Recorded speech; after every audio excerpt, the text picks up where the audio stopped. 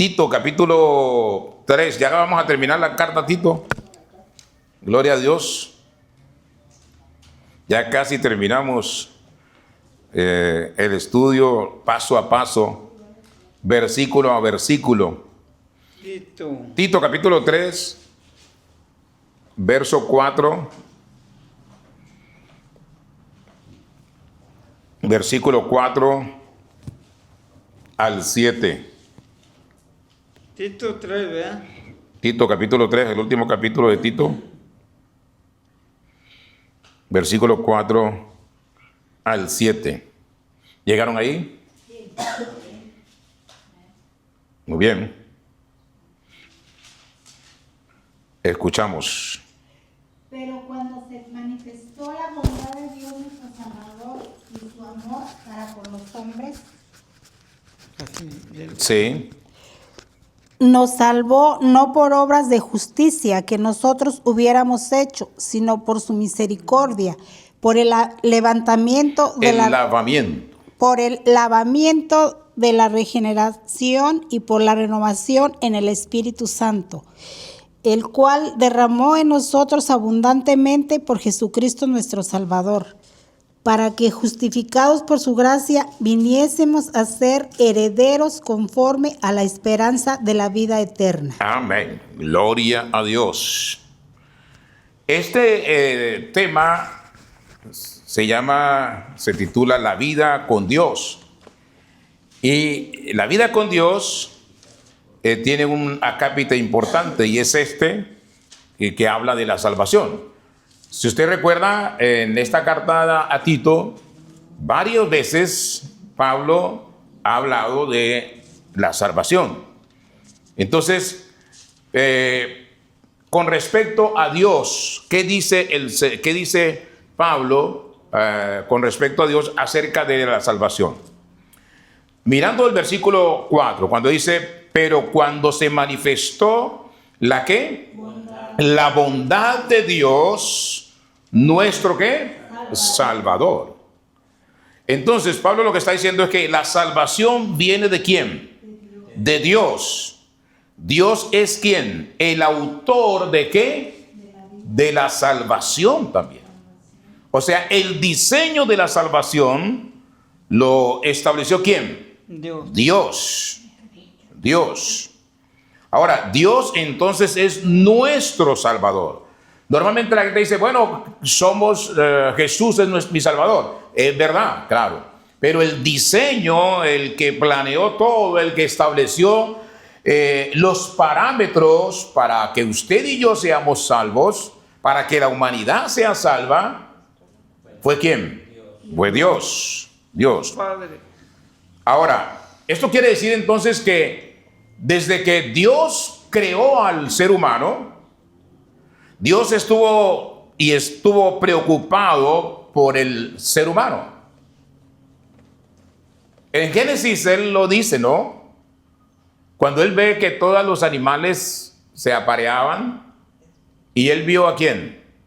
A Adán, ¿cómo? Solo, ¿qué dijo? No es bueno que el hombre le haré ayuda idónea.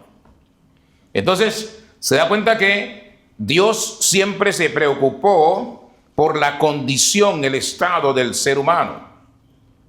Entonces, Dios nos ha salvado del pecado, Dios nos ha salvado del mal, Dios nos ha salvado de la muerte en esta tierra, pero también nos ha salvado de la condenación eterna. ¿Ya? De la condenación eterna. Esto es importante porque Dios, nuestro Salvador, nos ha salvado y nos ha dado vida eterna. Entonces viviremos con Dios y con el Señor Jesús y con el Espíritu Santo para siempre, porque a Él le plació salvarnos. Ahora, nunca entonces moriremos ni estaremos separados de Dios mientras aceptemos a Cristo como Señor y Salvador de nuestra vida. ¿Por qué? Porque todo aquel que acepta a Cristo como Señor y Salvador de su vida, se convierte en ¿qué? Hijo ¿de quién? De Dios. Es lo que dice Juan en el capítulo 1, verso ¿qué? 11, 12, ¿cierto? A los suyos vino, pero los suyos ¿qué? Lo rechazaron, pero a los que le recibieron, a los que le aceptaron, les dio ¿qué? Potestad de ser hechos hijos de Dios. Entonces, el primer punto que podemos observar aquí en este versículo 4 es que la salvación viene de la bondad ¿de quién? De Dios. De la bondad de Dios. La palabra bondad se traduce como benignidad. Y benignidad tiene que ver con bueno, amable y bondadoso. O sea que Dios es bondadoso. Ahora bien, pero esa bondad se trata de una profunda bondad que siempre da lo que es necesario para quién, para el otro. O sea, bondad quiere decir que Dios tiene un atributo que es un atributo ¿de quién? De Dios. Él es ¿qué? Bondadoso. Él vio que el hombre necesitaba ¿qué? Salvación. ¿Necesitaba qué? Salvación. ¿Y decidió qué?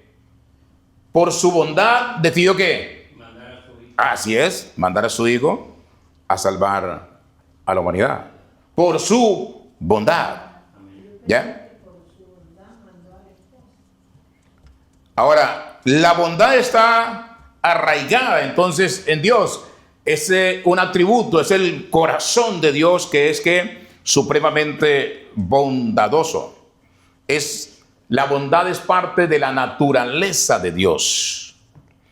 Dios es bueno, bondadoso, tan bondadoso que no pudo hacer otra cosa al ver a la humanidad descarriada, abandonada, depravada, que ¿qué?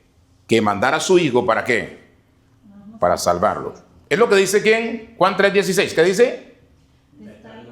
De tal manera que amó Dios ¿a quién? Al mundo, o sea, su creación, que ha dado ¿qué? A su Hijo unigénito, ¿para qué?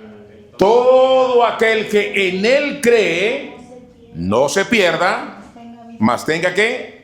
Vida eterna. Entonces, lo primero que nos enseña Pablo aquí en este versículo 4 es que Dios nos salvó porque Él es bondadoso. La salvación viene de la bondad ¿de quién? De Dios. Ahora miremos el versículo, siguiendo ese versículo 4. Dice, pero cuando se manifestó la bondad de Dios, nuestro Salvador, ¿y qué? Y su amor para con los hombres. ¿Qué quiere decir esto? Que la salvación viene del amor ¿de quién? De Dios. O sea, viene de la bondad de Dios y del amor de Dios. Esto es importante. ¿Ya? Claro, usted sabe, lo acabamos de decir, como dice Juan 3:16, que es el amor, por el amor que Dios tiene para con la humanidad. Por eso nos mandó a su Hijo. Entonces la salvación viene del amor de Dios. Esto quiere decir que el amor de Dios alcanzó ¿a quiénes? A los hombres. El amor de Dios alcanzó a la humanidad, alcanzó al ser humano. Ahora, ¿por qué? Porque Dios tiene un afecto profundamente arraigado hacia su creación, hacia su pueblo, hacia aquellos que Él creó. Y lo creó, ¿por qué? Por amor. Nos creó, ¿por qué? Por amor. Nos salvó, ¿por qué? Por amor. Entonces, Él ha derramado su afecto sobre el ser humano, salvándolo de la condenación eterna. Ahora, esta palabra de amor tiene también una connotación importante y es la compasión. Dios es supremamente ¿qué? Compasivo. Dios ama tanto al hombre que su afecto y su compasión se mueven a salvar al ser humano. Dios nos ama tanto que tiene que actuar de manera radical para tratar con los problemas de ¿qué? ¿Cuál es el problema del hombre? El pecado, del pecado. Excelente, el pecado. ¿Ya? Dios tuvo que actuar de una manera poderosa para tratar con el gran problema suyo y mío y de la humanidad, y es el pecado. Porque el pecado conduce a la ¿qué? Muerte. ¿Y a la muerte qué? Eterna. Entonces Dios trató con el pecado del ser humano, con la muerte, y proveyó una salida ante la condenación eterna. ¿Cuál es la salida? Jesucristo. Primera carta de Juan 3:1. ¿Qué dice primera carta de Juan? Capítulo 3, versículo 1. Y primera carta de Juan 4:9. Veamos, primera carta de Juan 3:1. Alguien llegó allí. 3:1. Mirad cuál amor nos ha dado el Padre, para que seamos llamados hijos de Dios. Por esto el mundo no nos conoce, porque no le conoció a Él. Así es, mientras no le conozcan a Él, no hay forma de que conozcan el amor de Dios. Primera de Juan 4:9, allá adelantico 4:9.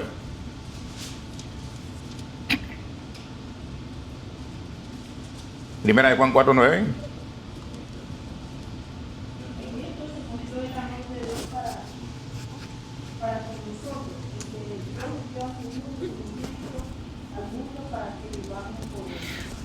En esto se mostró que el amor de ¿quién?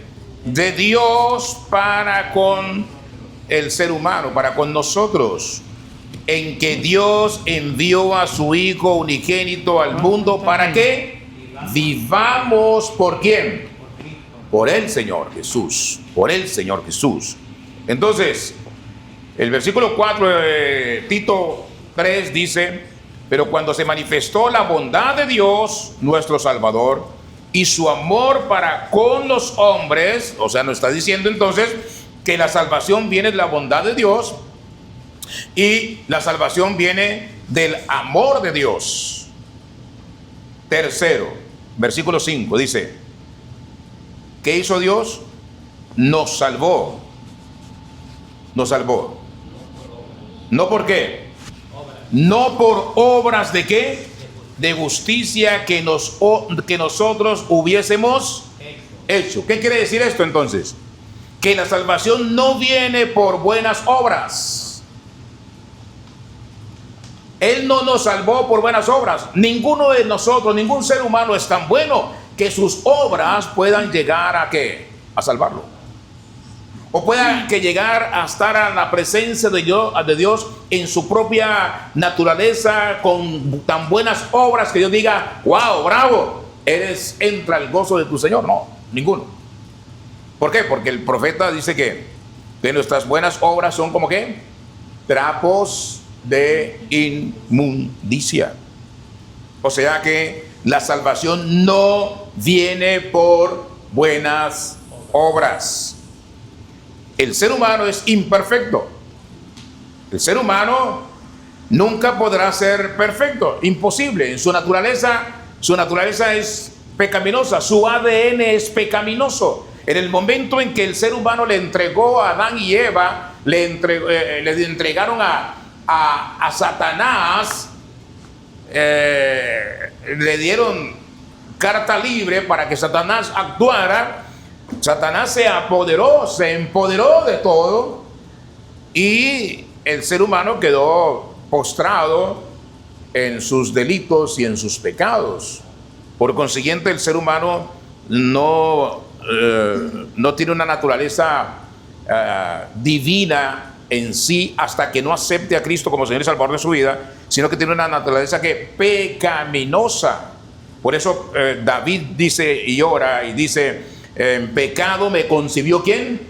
Mi madre. ¿Por qué? Porque esa es la naturaleza del ser humano. Somos pecadores, porque acarreamos el pecado de Adán y Eva cuando desobedecieron totalmente ¿a quién? A Dios.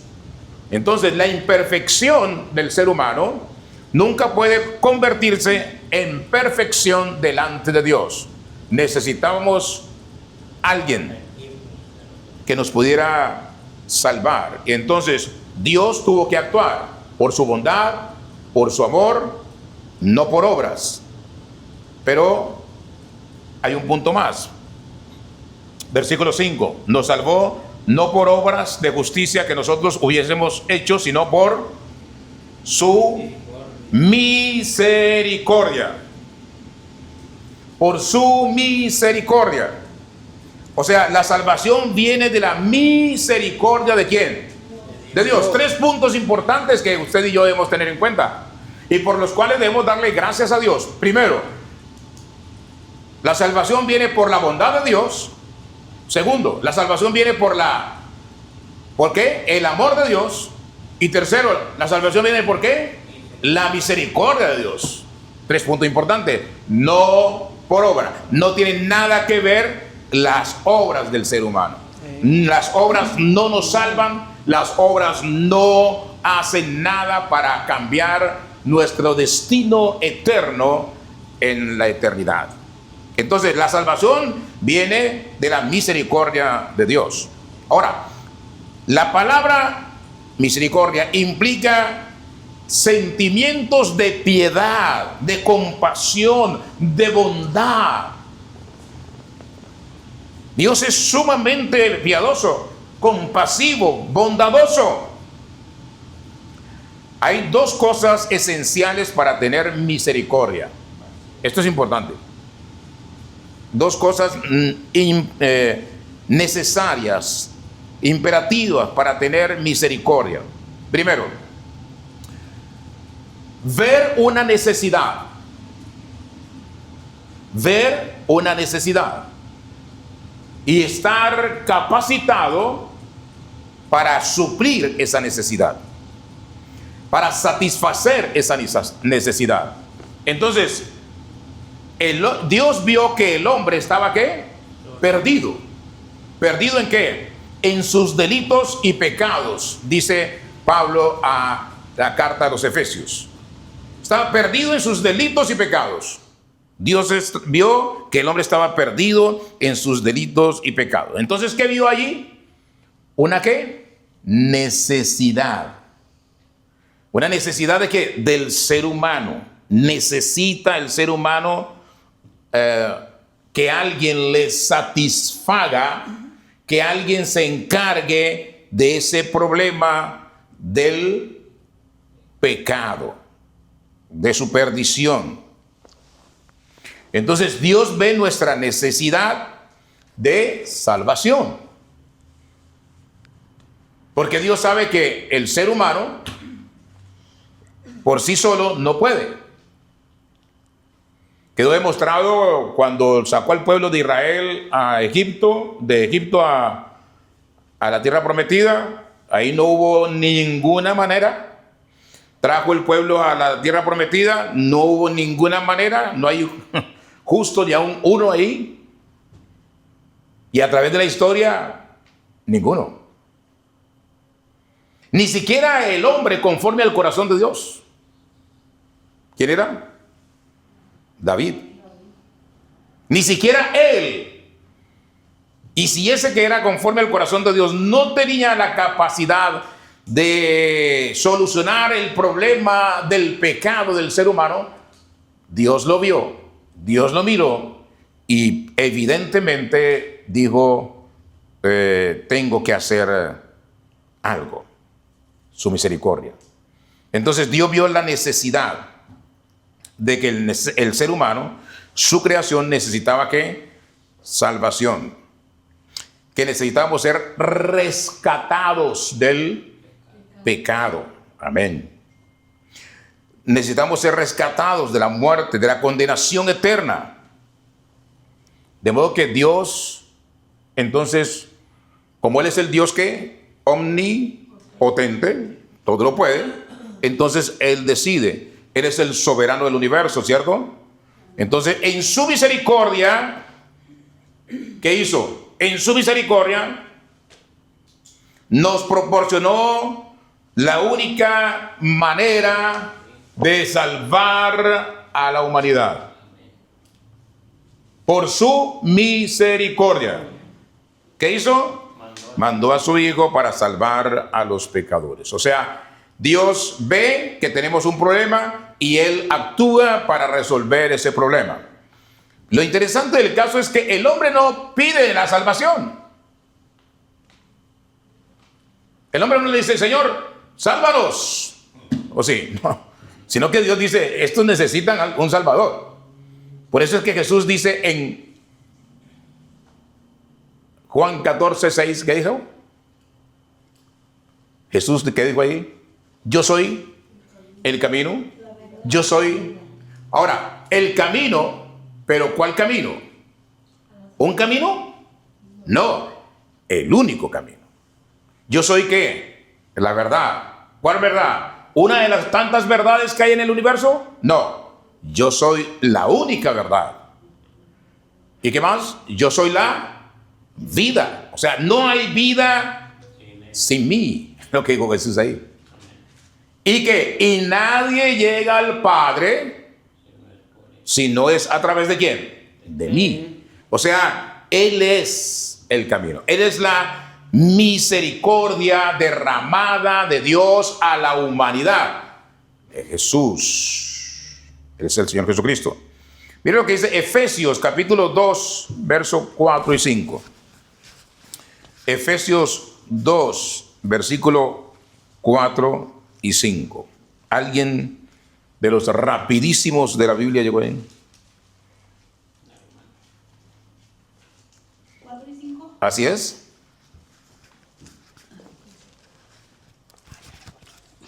Efesios 2, capítulo 2, versículo 4 y 5. Pero Dios, que es rico en misericordia, por su gran amor con que nos amó, aun estando nosotros muertos en pecados, nos dio vida juntamente con Cristo. Por gracia sois salvos. Así es. ¿Por qué? Porque Dios es ¿qué?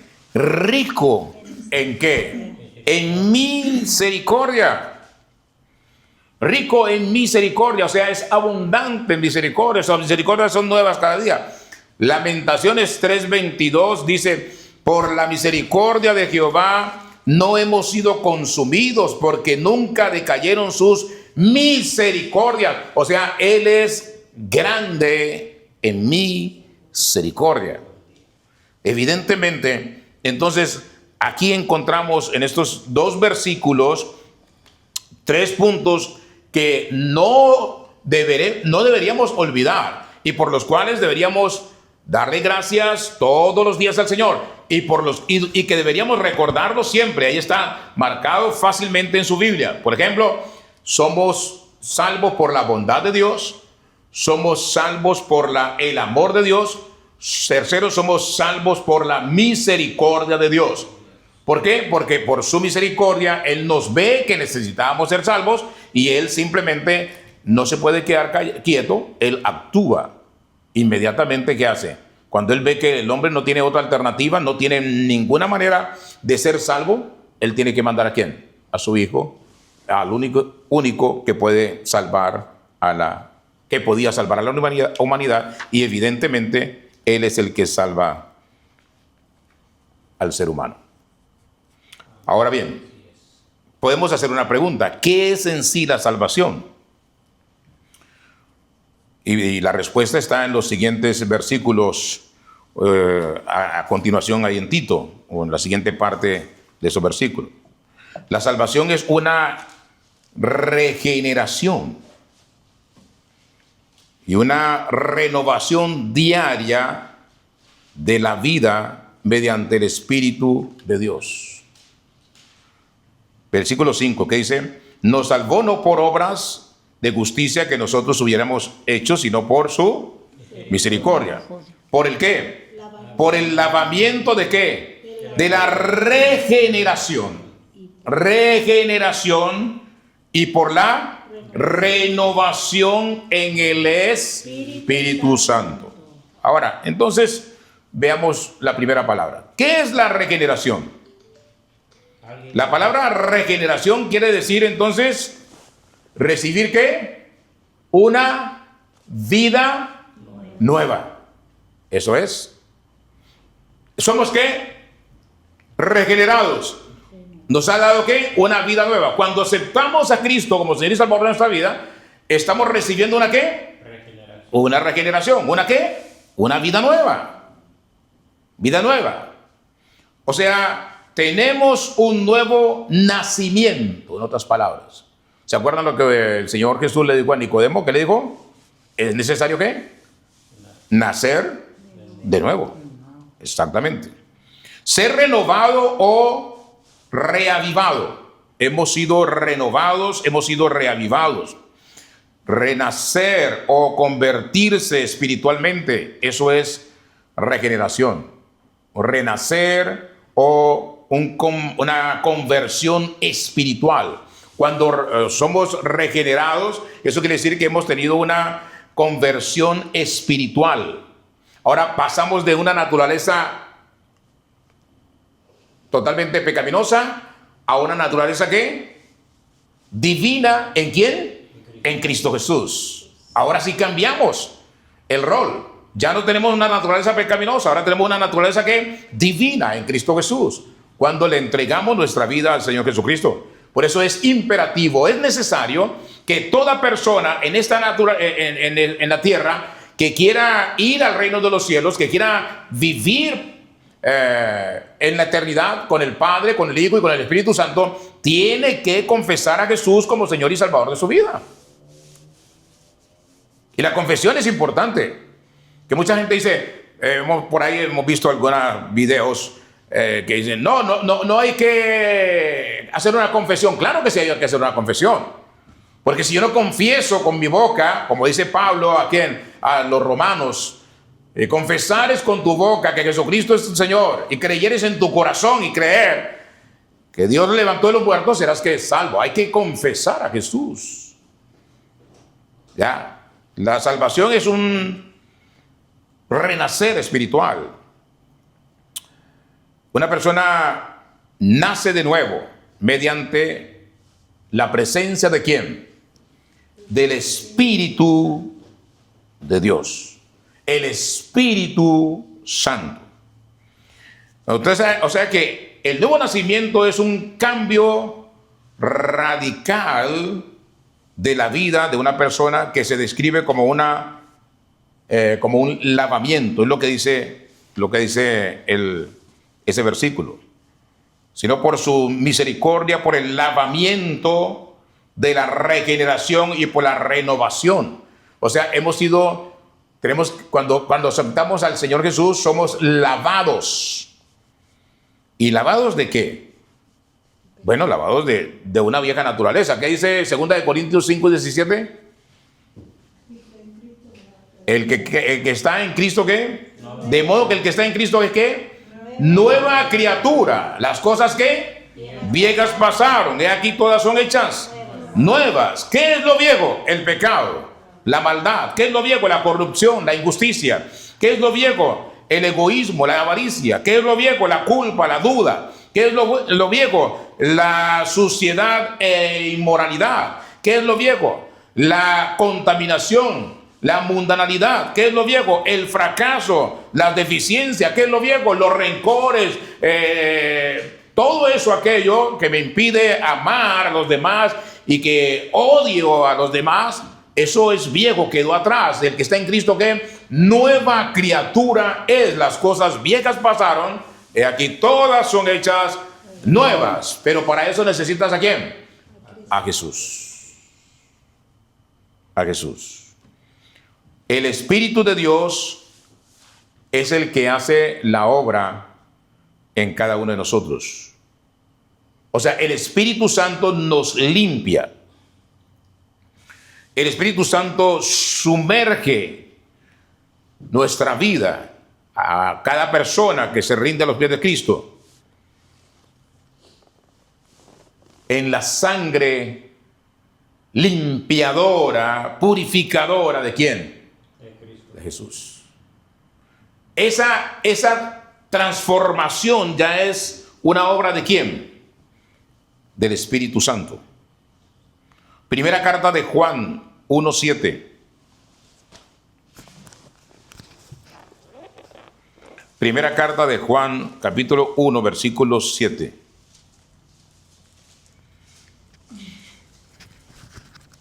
¿Qué nos dice ahí? Pero si andamos en luz, como Él está en luz, tenemos comunión unos con otros, y la sangre de Jesucristo, su Hijo, nos limpia de todo pecado. Ahí está, ahí está. Si andamos en ¿qué? En luz, como Él está en luz, tenemos que comunión unos con otros, y en ese estado de comunión, como estamos ahora, ¿estamos en qué? En comunión. ¿Qué sucede? La sangre de Jesucristo, su Hijo, nos limpia de todo pecado. Por eso es que es importante que el ser humano se congregue, el cristiano se congregue. No hay cristiano, o no puede ser cristiano alguien que no se congrega. Por eso lo dice el escritor de los Hebreos: no os dejéis de congregar, como muchos tienen por costumbre. Debemos congregarnos. ¿Por qué? Porque cuando estamos en comunión, es lo que está diciendo ahí. ¿O no? ¿Ahí no dice así? Es lo que dice así. Yo entiendo eso, ¿no? Pero cuando andamos en luz, como Él está en luz, tenemos ¿qué? Comunión unos con otros. O sea, cuando estamos en comunión unos con otros, o sea, el pueblo de Dios, dice, y la sangre de Jesucristo, su Hijo, nos limpia de todo pecado. O sea, ¿con quién debe andar el cristiano? Con otros cristianos. ¿Con quién debe compartir el cristiano? Con otros cristianos. ¿Para qué? Para estar en comunión con otros cristianos. Y cuando estamos en comunión, entonces andamos ¿en qué? En luz. Ahora, andamos en grupo, en comunión, pero hablamos ¿qué? Palabras, hablamos Biblia, testificamos del Señor, compartimos del Señor, ¿cierto? No hablamos mundanalidades, no vivimos diciendo cosas vanas, sino que agradando a Dios con cada palabra que salga de nuestra boca. Entonces, el Espíritu de Dios, mediante la sangre de Cristo, lava la antigua vida y le concede al creyente una ¿qué? Nueva vida. Entonces así encontramos Dios Padre, Dios Hijo y Dios Espíritu Santo. Ahí está el gran Dios Trino, tres personas, un solo Dios, un solo propósito, y es el Dios en el cual confiamos, lo que dice la palabra de Dios. El Espíritu de Dios regenera a la persona. O sea, nos regenera, la regeneración. El Espíritu de Dios salva a la persona de su antigua vida, la saca de allí y le da una vida nueva, un nuevo nacimiento, convirtiéndolo en una nueva persona espiritualmente. Soy nueva criatura ¿en quién? En Cristo Jesús. Primera carta a los Colosenses 6:11. Primera carta a los Colosenses, capítulo 6, versículo 11. Perdón, a los Corintios 6:11. A los Corintios. Primera carta a los Corintios 6:11. Ahí está Pablo relatando muchos pecados, de los cuales estábamos ahí. Y cuando llega al versículo 11 que dice del capítulo 6, Y estos erais algunos, mas ya habéis sido lavados, ya habéis sido santificados, ya habéis sido justificados en el nombre del Señor Jesús y por el Espíritu de nuestro Dios. ¿Ya? Así éramos pecadores. ¿Ya? Ahora, ¿cuáles eran los pecados? Todos esos pecados de los que habla ahí Pablo antes de llegar a ese versículo. Versículo 5 o 4 o 5. Perdón, versículo 9 y 10. ¿No sabéis que los injustos no heredarán el reino de Dios? No erréis, ni los fornicarios, ni los idólatras, ni los adúlteros, ni los afeminados, ni los que se echan con varones, ni los ladrones, ni los avaros, ni los borrachos, ni los maldicientes, ni los estafadores heredarán el reino de Dios. Ahí está el asunto. Entonces, éramos todos eso. Usted y yo éramos todos eso. ¿Ya? Bueno, usted dirá, bueno, yo no estafé a nadie. Bueno, cualquier pecado que cometiera, igual estamos en esa lista. ¿Ya? Estamos en esa lista. Ahora, Pedro lo dice de otra manera. Pedro dice en la primera carta 1:23, dice, siendo renacidos, no de simiente corruptible, sino de incorruptible por la palabra de Dios que vive y permanece para siempre. O sea, ¿esto qué quiere decir? Pedro dice que nosotros somos renacidos, no de simiente corruptible, sino incorruptible, por la palabra de Dios que vive y permanece para siempre. ¿Qué quiere decir eso entonces? Que para nosotros permanecer en esa regeneración, necesitamos que vivir ¿dónde? En la palabra. ¿Permanecer en qué? En la palabra. ¿Escudriñar qué? La palabra. Ahora bien, recuerde lo que termina diciendo el versículo 5 de Tito 3. Por el lavamiento de la regeneración y por la renovación de qué? De Espíritu Santo. La renovación. La palabra renovación significa entonces hacer nuevo otra vez. Vivir de nuevo. Hacer nuevo espiritualmente a una persona. Comenzar todo otra vez. ¿Desde qué? De cero.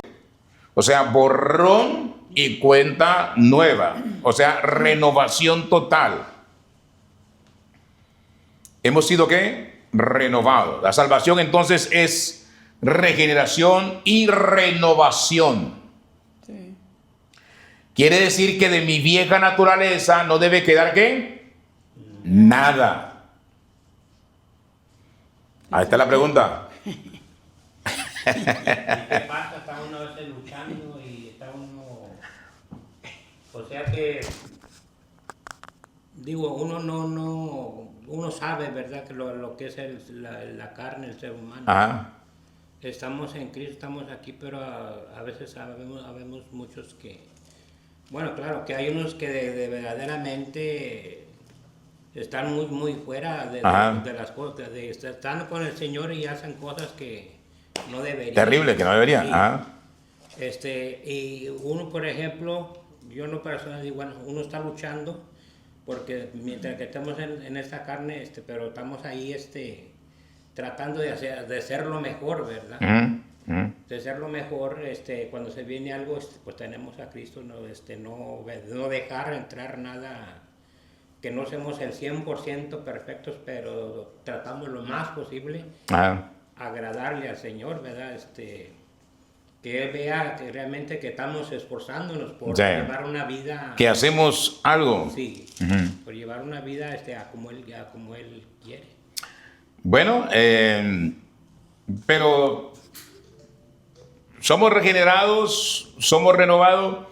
La pregunta es personal. Realmente desde que yo conozco al Señor he sido regenerado, he sido renovado de esa vieja naturaleza que el Espíritu Santo me ha lavado con la sangre de Cristo Jesús. ¿Quedó algo o nada? No queda nada porque uno... Bueno, no debería quedar nada. No. Bueno, cuando tuve el encuentro con el Señor, Ajá. ahí hubo da de cuenta algo radical. O sea, un cambio. Que hasta un sueño que me viniera ahí mismo lo reprendía y, ay, Señor, gracias. Era un sueño que tampoco me lo permití que el sueño que trascendiera en su vida. Exactamente. O sea que hasta en los sueños reprendía a uno Exacto. el enemigo. Pero en el carácter, por ejemplo, nuestro, en mi carácter viejo, de mi vieja naturaleza, ahora soy realmente regenerado, ¿he sido renovado? Esa es la pregunta. ¿Ya? Esa es una buena pregunta, ¿no? O sea, es una pregunta personal. Cada uno de nosotros debe autoevaluarse, como dice el apóstol Pablo, autoanalizarse, a ver qué queda de esa vieja naturaleza, si realmente hemos sido regenerados, como dice el apóstol Pablo a Tito, o renovado, conforme dice la palabra, o si seguimos siendo, pues sigue viendo una vieja naturaleza que nos está dominando, nos está ganando el pulso. Tenemos que autoanalizarnos y meditarlo y conversarlo ¿con quién? Con Dios. Amén. Ahora, la idea entonces es maravillosa. El Espíritu Santo no solo regenera a la persona y le da un nuevo nacimiento y una nueva vida, sino que el Espíritu hace mucho más. Por ejemplo, el Espíritu renueva y reaviva todos los días. ¿A quién? Al ser humano, al cristiano. Pero para que el Espíritu nos renueve todos los días, nos reavive todos los días, que algo tiene que suceder, algo tiene que pasar en el cristiano. Tiene que vivir ¿en qué? En la palabra. A varios les mandé una emisora que se llama Radio Luz. Tiene un reto y manda todos los días a través del YouTube leer la Biblia en un año. Y entonces se los envié a varios, no sé, no me acuerdo a qué tantos, pero se los envié. No es, fíjese que no es tan largo el punto. Creo que lo más largo son casi 15 minutos, creo yo, de la lectura bíblica de cada mañana, de cada día, no cada mañana, cada día. Esta mañana la leí o la escuché bien temprano, estaba en cama todavía cuando lo escuché. O sea, terminé de orar y cuando prendí el celular, el YouTube, ahí estaba, ahí le empecé a escuchar.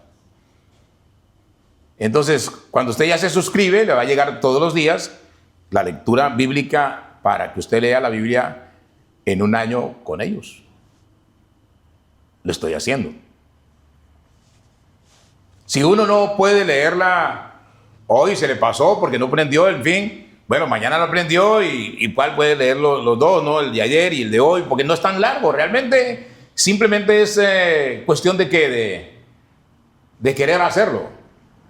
Ahí prende el celular, vea YouTube, ahí está. Si usted se suscribió ahí, en ese video que le mandé, ya le va a llegar y le va a llegar ahí la lectura bíblica cada día para que usted lea la Biblia con los hermanos de Radio Luz en un año. Es interesante. Es un buen reto. ¿Ya? Es un buen reto. Ahora, cada día la persona debe ser renovada. Todos los días. Gálatas 5:16. Recuerdo un pasaje. Gálatas 5:16. ¿Qué dice Gálatas 5:16?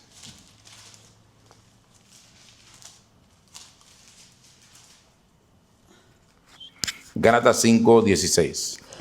Digo, pues, andad en el Espíritu, y no satisfagáis los deseos de la carne.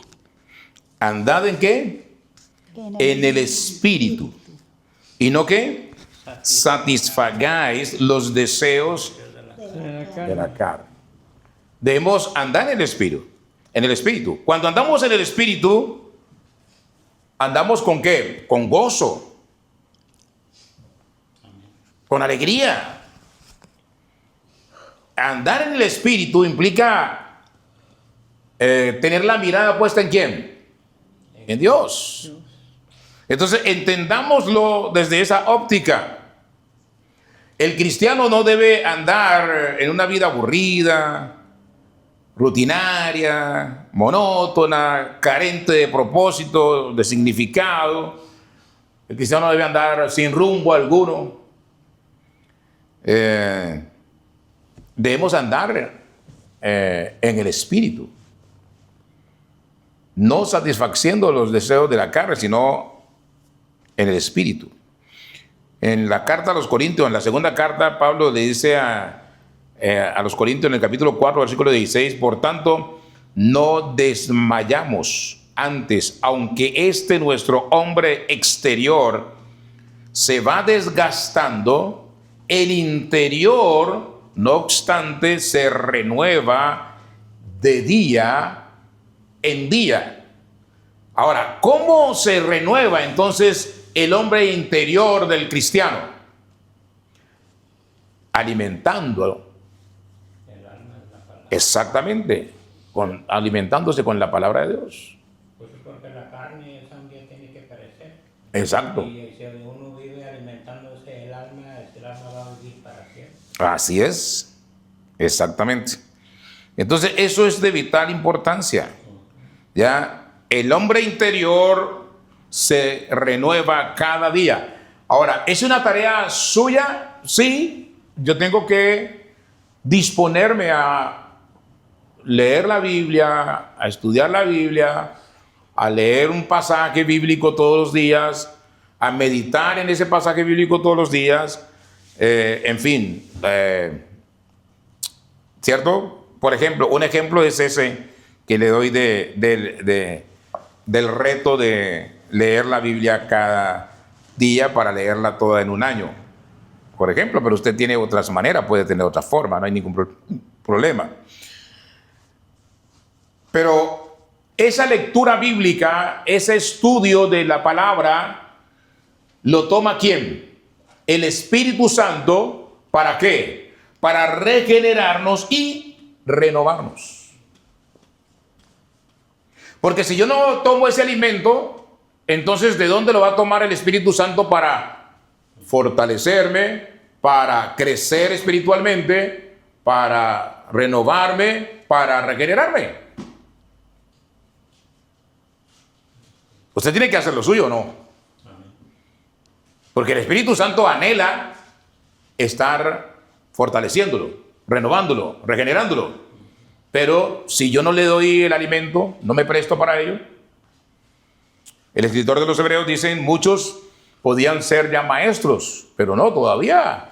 Cada vez que nos reunimos hay que darles leche en mamila. En mamila, ¿no? O sea, todavía necesitan lechita espiritual. ¿Ya? ¿Por qué? Porque todavía no están capacitados para algo que sólido. Sólido. ¿Amén? Amén. ¿Alguna pregunta?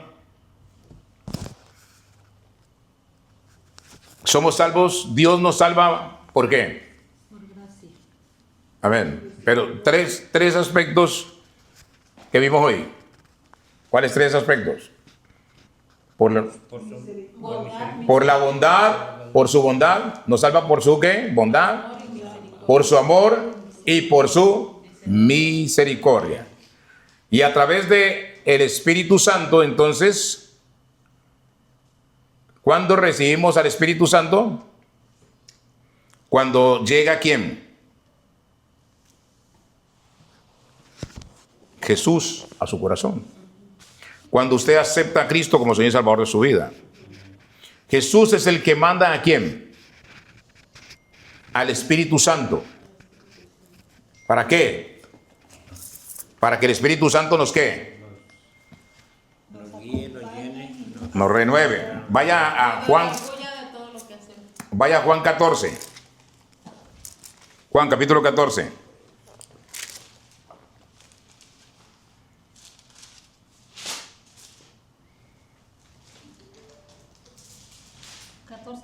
Versículo 16. 16. Ajá. Y yo rogaré al Padre y os dará otro consolador para que esté con vosotros para siempre. Ahora, entonces, ¿quién es este consolador? El Espíritu Santo. ¿De qué? De verdad. Al cual, El mundo no puede recibir ¿por qué? porque no lo ve, Ni le, ni le conoce. pero, Pero vosotros Vosotros le conocéis conocéis ¿por qué? porque mora con vosotros Y estará. y estará en vosotros. Siempre. Este es el Espíritu Santo. Entonces, nosotros recibimos a Jesús y Él nos da ¿quién? Al Espíritu Santo. Al Espíritu Santo. ¿Y qué hace el Espíritu Santo entonces en la vida del que ha confesado a Jesús como Señor y Salvador de su vida? Lo regenera y lo renueva. Lo regenera y lo renueva. Es lo que hemos visto hoy ahí, lo que dice Pablo a Tito en ese versículo 4, 5. Entonces somos renovados y somos regenerados. ¿Por la obra de quién? Del Espíritu Santo. Ahora, acuerde lo que dice Pablo. No contristéis al Espíritu que mora en ti. Si contristamos al Espíritu, entonces el Espíritu no puede renovarnos, no puede regenerarnos. Si vivimos contristándolo, ¿cierto? Pero si nos deleitamos en la palabra, nos gozamos en la palabra, podemos que ser renovados, regenerados 100% para la gloria de nuestro Padre Dios.